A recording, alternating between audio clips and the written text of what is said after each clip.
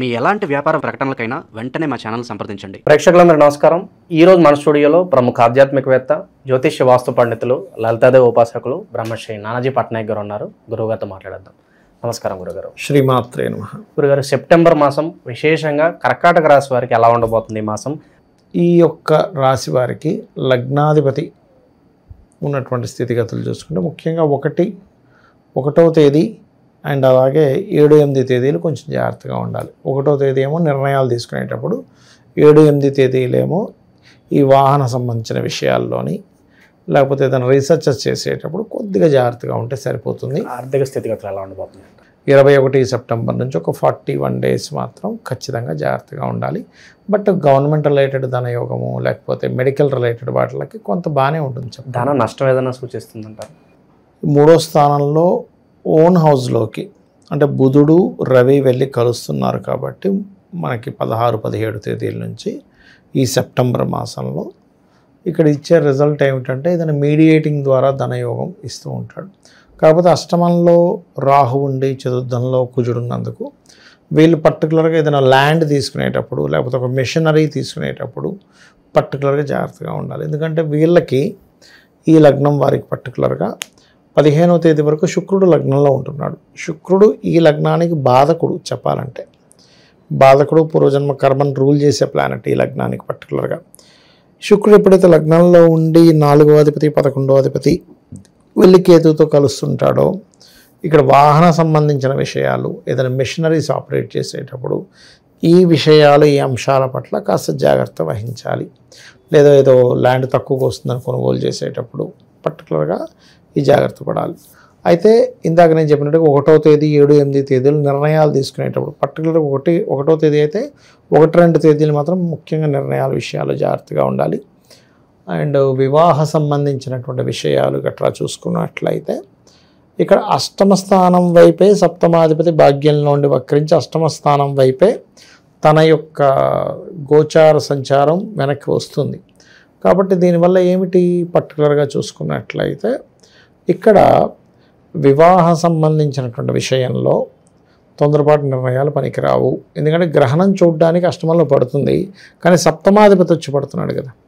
So అందుకని ఏంటి ఒక్కొక్కసారి కుటుంబ సభ్యుల ఒత్తిడి వల్ల లేకపోతే అవతల వాళ్ళకి మనం ఏం మొహమాటంగా ఏం చెప్తామనో అనే దీంట్లో కొంచెం తొందరపడి వివాహానికి ఒప్పుకోవడం ఇట్లాంటివి జరుగుతాయి. ఈ విషయాలు ఖచ్చితంగా అవాయిడ్ చేయాలి వీళ్ళు.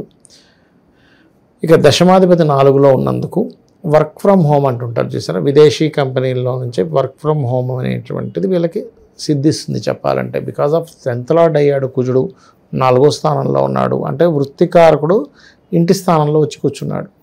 కాబట్టి అది కూడా ఏంటి, ఎప్పుడైతే మనకి అక్కడ ఉండేటువంటి కుజుడు కోణస్థానంలో రాహుతో కనెక్టివిటీ పెట్టుకుంటాడు. రాహు విదేశాలకు కారకుడు కాబట్టి ఇక్కడ ఉంటూ విదేశీ కంపెనీల్లో ఇక్కడ నుంచి జాబ్ చేసేటువంటి ఆపర్చునిటీస్ ఎక్కువగా పెరుగుతాయి వీరికి, కర్కాటకం వారికి. కొన్ని శుభకార్యాలు శుభ సంబంధించిన అంటే ఇప్పుడు చూడండి ఒక్కోసారి ఏదైనా టెంపుల్లో ఏదైనా ఇవి జరుగుతూ ఉంటాయి.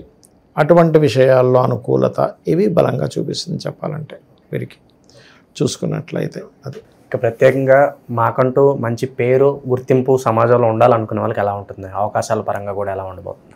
బాగానే ఉంటుందండి చెప్పాలంటే. ఎందుకంటే ఇక్కడ గమనించుకున్నట్లయితే వీరికి పర్టికులర్గా అంటే ఈ యొక్క రాశి వారికి పేరు ప్రఖ్యాతలు రావడం కానివ్వండి ఇవన్నీ అంటే ఎప్పుడైతే మనకి 12లో ఉండే ఒక గ్రహము 3లోకి రవి బుధుడితో పాటు కలిసి మారడము ఇవన్నీ కూడా ఏంటంటే మంచి ఫలితాలు ఇస్తాయి. దాని గురించి పెద్దగా టెన్షన్ పడాల్సిన అవసరం ఏమీ లేదు చెప్పాలంటే. అదొకటి బాగుంది. అండ్ అట్లాగే ఇంకోటి ఏంటంటే ఇక్కడ గమనించుకున్నట్లయితే ఈ గ్రహణ ప్రభావం కూడా మనం ఇందాక అనుకున్నట్టుగా కొంచెం అంటే చీకట్లో వెళ్ళేటప్పుడు అంటే ఒక్కోసారి ఏదైనా ప్రాంతంలో లాంగ్ జర్నీ చేసేటప్పుడు ఎందుకంటే 9లో శని వక్రించున్నాడు కదా, ఈ లాంగ్ జర్నీ చేసేటప్పుడు అది కొంత జాగ్రత్త వహించాలి చెప్పాలంటే. అది ఇక వీళ్ళు ఎక్కువగా ఆరాధించవలసిన దేవతా స్వరూపం కూడా ఎక్కువగా వీళ్ళు అమ్మవారి యొక్క ఆరాధన, స్కందుని యొక్క ఆరాధన చేయడం చాలా మంచిది. సంతానాన్ని విదేశాలకు పంపించాలనుకునేటువంటి ప్రయత్నం కూడా ఫలిస్తుంది. పంచమాధిపతి 4లో ఉన్నాడు కదండి, అంటే పంచమ స్థానాన్ని విదేశాలకు పంపించడానికి అనుకూలత, అలాగే వాళ్ళకి సంతానానికి ఏదైనా, ఎందుకంటే దానికి వేయంలో రవి బుధులు ఉన్నారు అంటే ఏమిటి, వాళ్ళకి ఏదైనా మెడల్స్ రావడము, పేరు ప్రఖ్యాతలు రావడం, ఇటువంటివి బాగా యోగిస్తాయి చెప్పాలంటే. అంటే ఇన్వెస్ట్మెంట్స్కి సరైన సమయంగా కూడా చెప్పుకోవచ్చు. స్థిరాస్తులు కూడా కొనుక్కోవచ్చు అంటారు. కొనుక్కోవచ్చండి, కాకపోతే ఏదైనా ఇప్పుడు ఒక్కోసారి చూడండి మనకి కొన్ని ప్రాపర్టీస్ తీసుకున్నప్పుడు అనవసరంగా ఇబ్బంది పడుతూ ఉంటాం. అంటే ఏదైనా కబ్జాలో తీసుకోవడం. కాకపోతే జనరల్గా గోల్డ్ మీద ఇన్వెస్ట్మెంట్కి అండ్ వేరే ఇతర వాటి మీద ఇన్వెస్ట్మెంట్కి అయితే మంచి సమయమే. కాకపోతే ఇక్కడ ఏంటంటే తాతగా రాస్తే ఏదైనా తీసుకునే విషయంలో, ఎందుకంటే అష్టమ స్థానంలో గ్రహణం పట్టబోతుంది కదా, ఆ విషయంలో మాత్రం కొద్దిగా జాగ్రత్తగా ఉండాలి. ఇంకా స్థిరాస్తులు శుభకార్యాలు కావచ్చు, విందులు వినోదాలు, వీటి పరిస్థితి ఎలా ఉండబోతుంది వీళ్ళకి? బాగానే ఉంటుందండి చెప్పాలంటే, ఈ విషయంలో బాగానే ఉంటుంది. బిందులు వినోదాలు ఈ విషయంలో బాగానే ఉంటుంది. No need to worry. నిరుద్యోగులు ఎంతకాలం వెయిట్ చేయాలంటారు ఉద్యోగం రావడానికి? నిరుద్యోగులు చూసుకున్నట్లయితే పర్టికులర్గా వీరు దశమ స్థానాన్ని దశమాధిపతి వీక్షించుకుంటున్నాడు కాబట్టి వీళ్ళు ఎక్కువగా శుక్రవారము మంగళవారము ప్రయత్నం చేస్తే కుదురుతుందని కూడా చెప్పొచ్చు మనం. ఎందుకంటే ఇక్కడ అంటే నార్మల్గా ఏంటంటే సాఫ్ట్వేర్ ఉద్యోగస్తులకి ఈ గ్రహస్థితి మంచిదే చెప్పాలంటే, బికాజ్ ఆఫ్ దశమాధిపతి 4లో ఉంటూ రాహుని చూస్తున్నాడు కదా, అందుకని. భూములు కొనుగోలు చేయాలనుకున్న వాళ్ళకి ఇది రైట్ టైమే అంటారా? ఇంకా రియల్ ఎస్టేట్లో పెట్టుబడులు పెట్టడానికి కావచ్చు, స్టాక్ మార్కెట్లో పెట్టుబడులు పెట్టడానికి కావచ్చు. భూములు కొనుగోలు చేయడానికి మాత్రం నన్ను అడిగితే అక్కడ ఏదైనా కబ్జాకు గురైందా అది తెలుసుకొని చేయాలండి, లేనట్లయితే ఇబ్బంది వస్తుంది చెప్పాలంటే.